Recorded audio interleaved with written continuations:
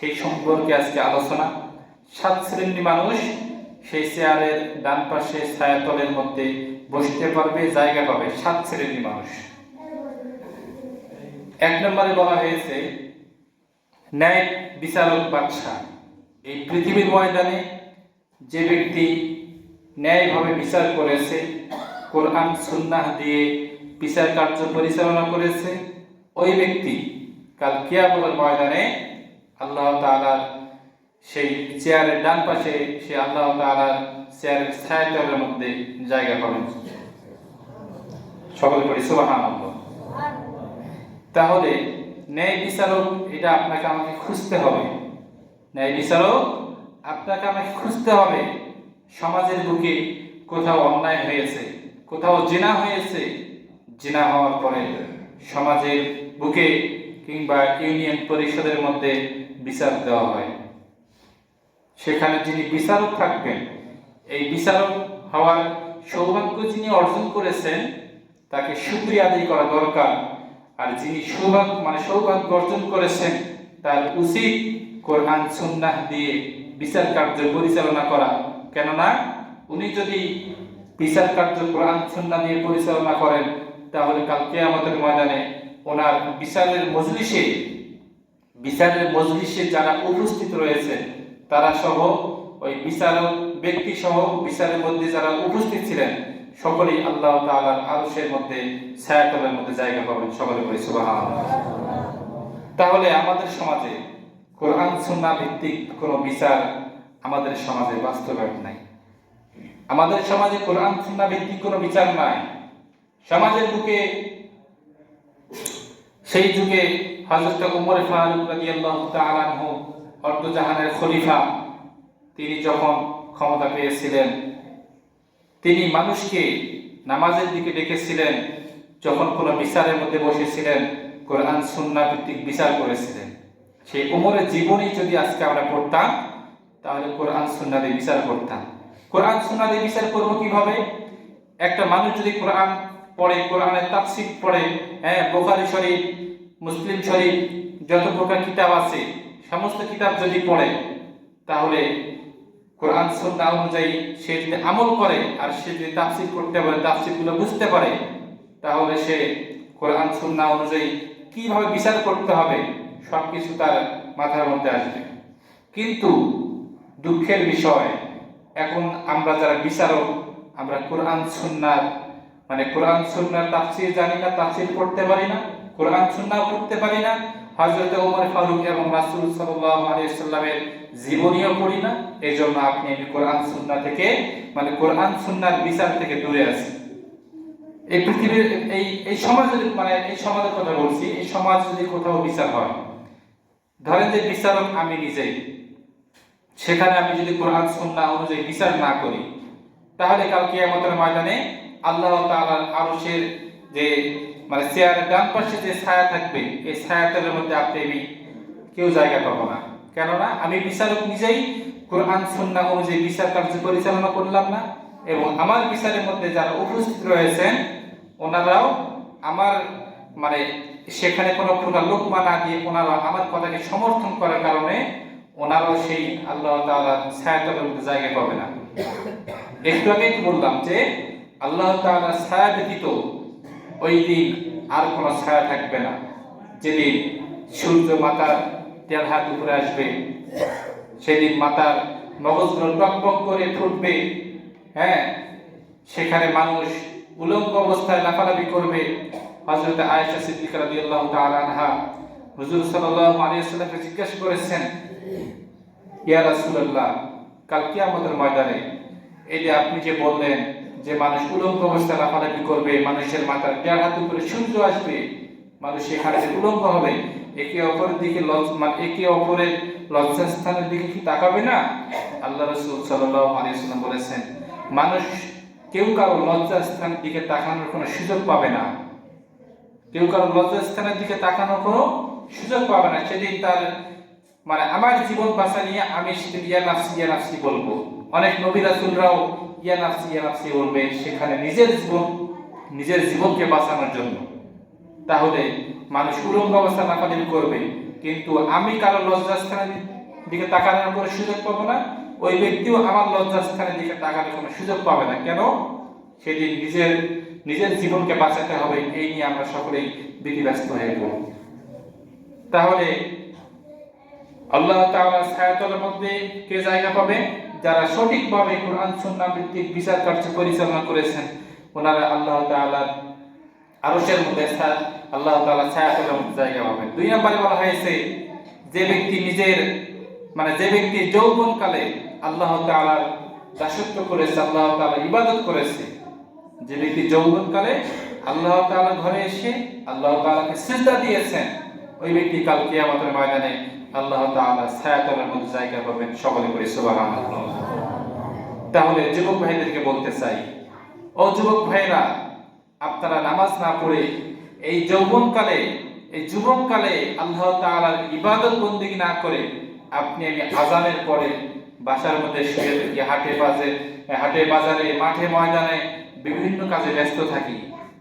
আপনার কি একটু ইচ্ছা হয় না যে আল্লাহ তাআলার এই ছায়াতলের মধ্যে আপনি অংশগ্রহণ করবেন, জায়গা নেবেন? কাল কিয়ামতের ময়দানে যে মাথার দেড় হাত উপরে সূর্য আসবে, সেদিন আপনি কোথায় যাবেন? সেদিন তো বাঁচতে পারবেন না। যুবক ভাইকে বলছি, এখানে বলা হয়েছে যুবক ভাইদের কথা, ওই যুবক যে তার যৌবনকালে তার মনে করেন যে অল্প বয়সে আল্লাহ তাআলার ঘরে এসে ইবাদত বন্দি করবে, ওই ব্যক্তিকে কাল কিয়ামতের ময়দানে আল্লাহ তাআলার ছায়াতলের মধ্যে জায়গা দেওয়া হবে। আজকে এই সমাজের অনেক যুবক 5 ওয়াক্ত নামাজ পড়ে না, এরকম যুবক আছে না নাই? আছে না নাই বলেন? অবশ্যই আছেন। দেখুন, আপনাদের জন্য, সকলের জন্য মসজিদের মধ্যে কত সুন্দর জায়নামাজ কার্পেট নিয়ে আসা হয়েছে। কি জন্য? পিছনের 2টা সব খালি থাকে, পিছনের 2টা জায়নামাজ খালি থাকতেছে, কিন্তু সামনের কাতার পূরণ হয় না। এটা সবচেয়ে একটা জঘন্যতম একটা দুঃখের বিষয়, ঠিক না ভাই? ঠিক। আমাদের জন্য, আমাদের সকলের জন্য একটা দুঃখের বিষয়, আফসোসের বিষয় যে সামনের কাতার ফজরের নামাজের সময় এক কাতার মুসল্লি দিয়ে ভরপুর হয় না। অথচ এই সমাজের বুকে যুবক ভাইদের কোনো অভাব নাই। অনেকগুলো যুবক রয়েছে, অনেকগুলো যুবক ভাইকে দেখতে পাচ্ছি, আপনাদেরকে নামাজে দেখা যায় না। সকলেরই ইচ্ছা হয় যে আমি আল্লাহ তাআলার ছায়াতলের মধ্যে বসবো, আল্লাহ তাআলার ছায়াতলের মধ্যে জায়গা নিয়ে অংশগ্রহণ করবো, এই ইচ্ছাটা সকলের। সুতরাং এই ইচ্ছাটা যদি আপনাদের থাকে, তাহলে অবশ্যই আযানের পরে মসজিদে এসে আল্লাহ তাআলার ঘরে এসে 5 ওয়াক্ত নামাজ বন্দেগী আদায় করুন, যদি আল্লাহ তাআলার ছায়াতলের মধ্যে বসতে চান, জায়গা নিতে চান।